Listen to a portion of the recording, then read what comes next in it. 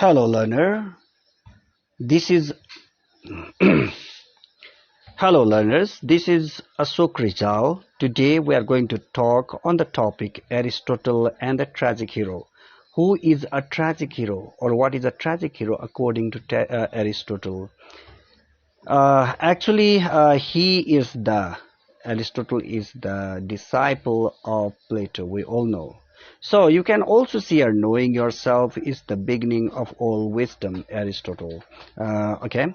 Today we will not talk about the mimetic theory. He is a mimetic critic. He takes any art form as mimesis. Mimesis also you can say mimesis also. Mimesis means representation or imitation. Today we will talk on this tragic hero.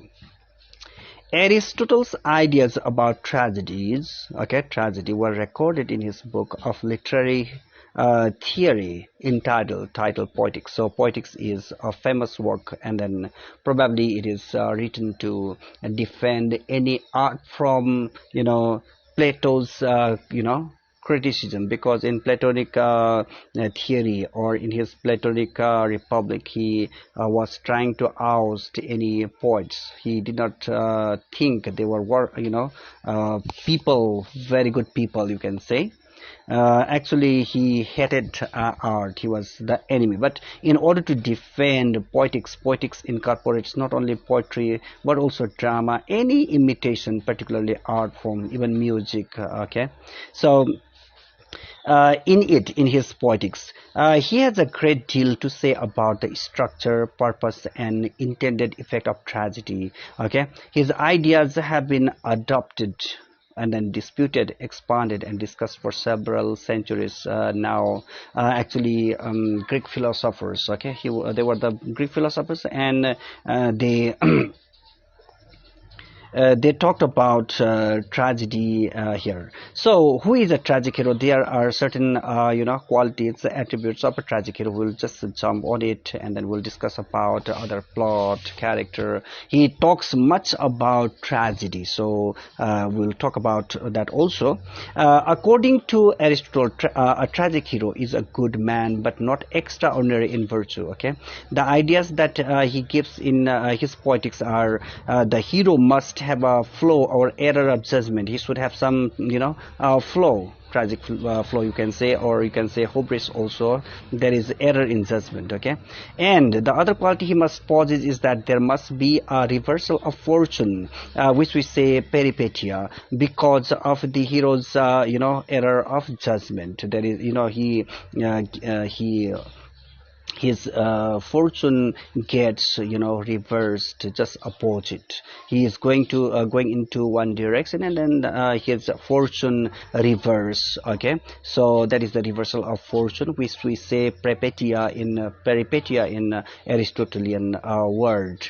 And discovery that would say the reversal has been brought because of the hero's own act of fault. He realizes, so that is the discovery. Okay, that is anagnosis, we say. And the hero must have extreme pride or hubris. He should have some hubris or pride. Okay, the hero will suffer more than he deserves, and the hero bears no responsibility for his fatal flaw. He must be doomed for the from the very beginning. Okay, he or she is a person who is noble in nature but not perfect. That is why the audience see their own reflection on the hero. Okay, he or she discovers their fate by themselves through their action. The story of the tragic hero raises, pity and fear. The hero gets wounded physically or spiritually also because of the experience he or she gathers, which results them in their death also sometimes. And the hero learns from his mistake because of his intelligence. His weakness is his pride. There is, ecclesials. There is weakness, weak point. Only one weak point, which will which will take him down from his stature. He must face a very serious decision. Okay, so according to Aristotle, the function of tragedy is to arouse pity and fear in the audience, so that we may be purged or cleansed of these unsettling emotions. Aristotle's term for this emotional purging is the Greek word catharsis. Although no one is exactly sure what Aristotle meant by catharsis, it seems clear that he was referring to that strangely pleasurable sense of emotional release we experience after watching a great tragedy. For some reason, we usually feel exhilarated, very happy, not depressed at the end of the play. According to Aristotle, a tragedy can arouse these twin emotions of pity and fear only if it presents a certain type of hero, that is the tragic hero, right? We talked briefly about the quality, who is neither completely good nor completely bad. Okay, Aristotle also says that the tragic hero should be someone highly renowned and prosperous, very renowned and prosperous. Okay, which is Aristotle's day meant a member of a royalty. Okay, why not an ordinary working person? Okay, we might ask.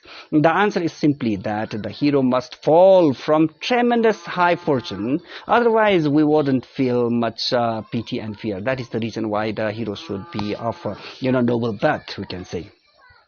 Okay, we have taken the exact words which were, translated by S.H. Butchers from Aristotle's Poetics. Now I'm going to read that. The scenes of fortune presented must not be the spectacle of a virtuous man brought from prosperity to adversity. For his moves neither pity nor fear, it merely shocks us, nor again that a bad man passing from adversity to prosperity. For nothing can be more alien to the spirit of tragedy. It neither satisfies, it neither satisfied the moral sense nor calls forth pity or fear, nor again should the downfall of the utter villain be inspired. Okay. Be exhibited. A plot. Now we talked a little bit about plot. Also, he says about plot. Plot is very important because that consists of the tragic flow. I mean, peripeteia and then catharsis, suffering. These are all there in the plot. So generally, peripeteia or an anagnosis. That means the fortune, the turning of the wheel of fortune of the hero, and his discovery. Okay, so that comes under the plot. That is complex plot. So a plot of this kind would doubtless satisfy the moral sense, but it would inspire neither pity nor fear. For pity is aroused by unmerited misfortune, fear by misfortune of a man like ourselves. There remains then the character between these two extremes, that of a man who is not eminently good and just. See, that is about the tragic hero. The tragic hero must be, he should, that of a man who is not eminently good and just, yet whose misfortune is brought about not by vice or depravity, but by some error or frailty. So that is from Aristotle's Poetics. So critics have argued over what Aristotle meant by tragic hero's error or frailty. Is the hero defeated because of a single error of judgment, or is the cause of the hero's downfall a tragic flaw, a fundamental character weakness such as a destructive pride, okay, rather ambition or obsessive jealousy? In neither interruption, the key point is that the hero is on some level responsible for his or her own downfall. The hero is not the mere plaything of the god, the helpless victim of fate or someone else's villainy.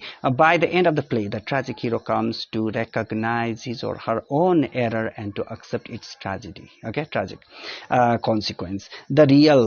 So at the end, what does he do?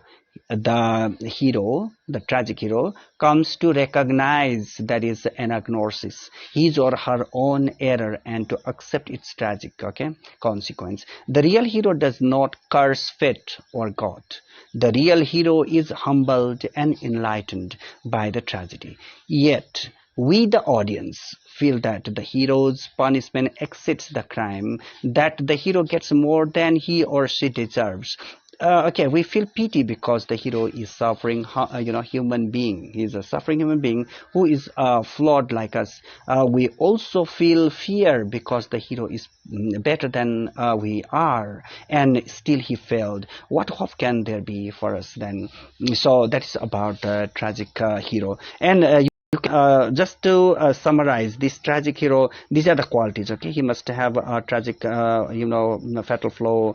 He should be of noble birth, and he should have hubris or error in judgment because of that, and then he realizes his thing, and then generally Aristotle, actually, he is not prescribing any rules for tragic hero, but what he does is that in his time there used to be festivals, okay, in order to appease goddess Dionysus, the goddess of nature. Every year, in honor, in the dedicated to Dionysus, okay, the Greek goddess of fertility, you can say, sexuality, wine, and then madness, etc. So feminine quality, emotional things are there. So generally we call Dionysus the goddess of earth or nature, because in her honor there used to have the competition, drama competition. Okay, so that is how, by looking at the drama, by observing, being the audience of the drama written by Sophocles, Achilles, and then Euripides. They were the tragic dramatists, you can say. So what Aristotle says is that tragedy is not really bad, it's good, because it it has some catharsis, and then we get purge, we get cleanse, and then that washes away our emotions, and then we get enlightened, and because tragedy arouses pity and fear, and because of that there is catharsis and then purgation, and sometimes we also say that we get enlightened. So these are the qualities that a tragic hero must possess. Okay, so well, he is a man of higher stature or noble birth, maybe king, queen. Even you can see some Aristotle, some Shakespearean tragedies where people from noble birth, like king and then duke also. And then even if you talk about King Lear, king himself is the tragic hero there. And then Hamlet is the prince of Denmark, prince. Okay, and then even Othello, you can say Othello is a general, right? Very of a high status general, army general. Okay, and then even Macbeth is also Thane. Okay, you can say Thane or general also. So what happens, you can see, if you have read the Shakespearean tragedy, then you can try to apply those qualities, and then you can explain. So Aristotle has said that because of this there is tragedy, and tragedy is better than any other epic poetry also, you can say. So he says that the supreme art is tragedy, not other poems, even epic poems and others, though. So these are the things related to tragic hero, and then we will discuss on tragedy, what is comedy also.